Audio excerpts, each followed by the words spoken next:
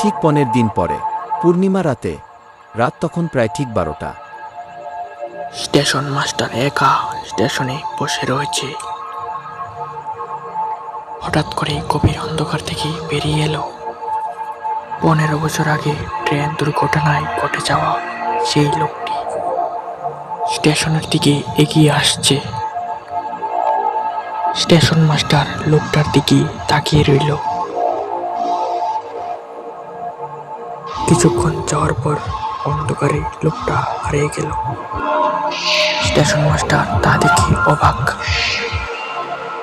মনের মধ্যে ভয় ও কৌতূহল সৃষ্টি হলো। পরদিন সকালে লোকমুখে জানা যায় যে প্রতি পূর্ণিমা রাতে লোকটি স্টেশনের আশেপাশে ঘুরঘুর করে এবং তারা সবাই মিলে লোকটির রহস্য জানার চেষ্টা করলো।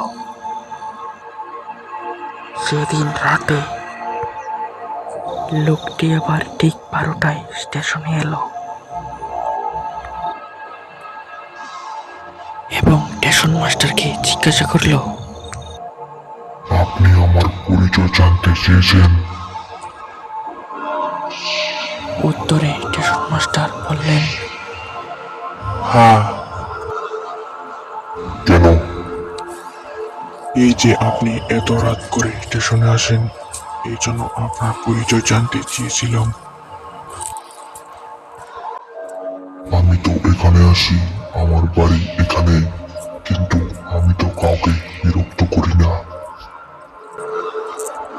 পরবর্তী পর্ব দেখতে এখনই আমাদের চ্যানেলটি সাবস্ক্রাইব করুন। ধন্যবাদ।